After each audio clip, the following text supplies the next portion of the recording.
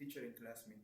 Today, I will present the result of a survey conducted by INEGI, which is aimed to understand how people of Mexico think. It mainly focused in two aspects: security and public perceptions. What does the survey offer? The survey helped us learn how many people share opinion about guiding question, and it also helped us learn, analyze how the age and location influence the way people see the current situation in our country. Based on the data collected, we were able to calculate these descriptive statistics such as quartile 1, mean, median, quartile 3, squeezeness, mode, and kurtosis. In total, 1,500 people were asked about these 12 topics. We can see in this graphic the 12th topic and its variables. Now we have the descriptive statistic of age. We have in this graphic the mean, that is 45, quartile 1, 31, and mode was 40, that's the mode of age, and that's more data like kurtosis, that's minus 0.54. Then we have the chart of gender. In our survey, we have in total 696 men and 804 women. That's 46.4% of women. That's almost the half. Then we have issues of concern among the Mexican population. There we have the P chart of corruption. We can see that there are a lot of people that think that there are corruption in Mexico, and there are concerned about those topics.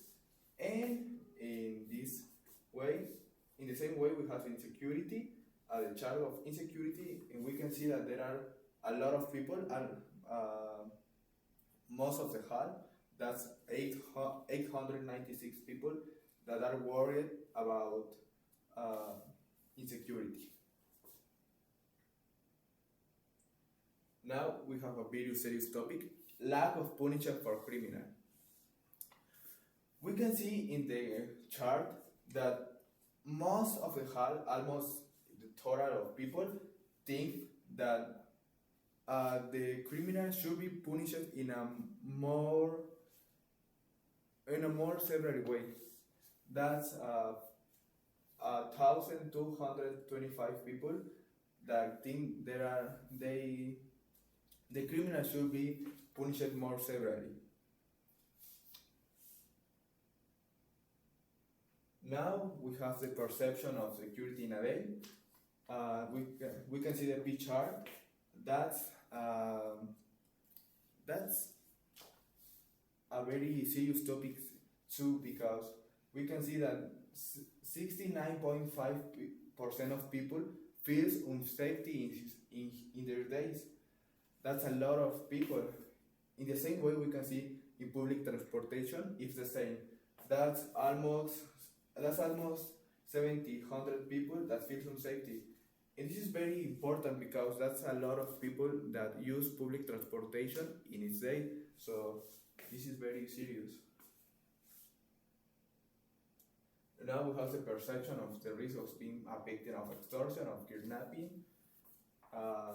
There is a chart of feeling of being victim.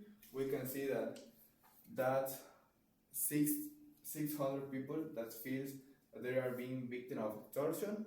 This is the same, a very serious topic, because in total were 1,500, and we can see 600 are feeling insecurity. That's a lot of people. Now we have a level of trust in the armed forces among respondents. For example, we can see the P chart of trust in the state policy. In this case, we can see that almost the total of people feels that they don't have confidence with the state policy. In contrast, we can see National Guard, there are more people that feel confidence with this armed force, but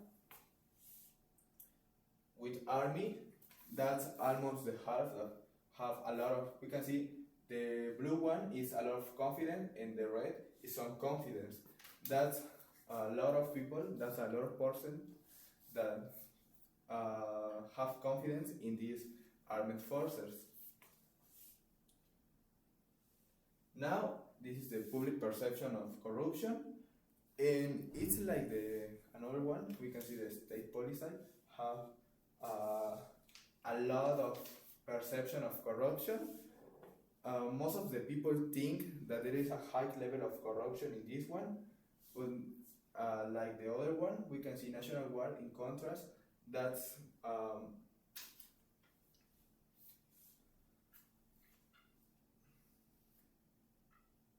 in National Guard there are 700 people that feels that have the perception of there are not corruption in there, but there are 317 people that feels that have the perception of there are corruption. But finally, the army is into institution with the lowest level of perception of corruption. We can see in this one, there are a lot of people that feels that have the perception that there are not corruption.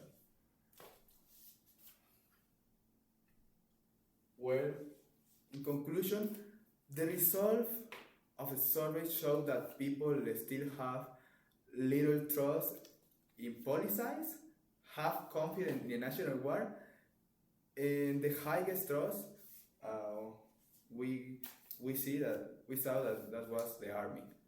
However, I think that no institution is completely free from corruption, and every sector of society must take responsibility to fight bullying a transparent and fair country. That's our job. No, that's our thing. We can to improve ourselves, to improve the country.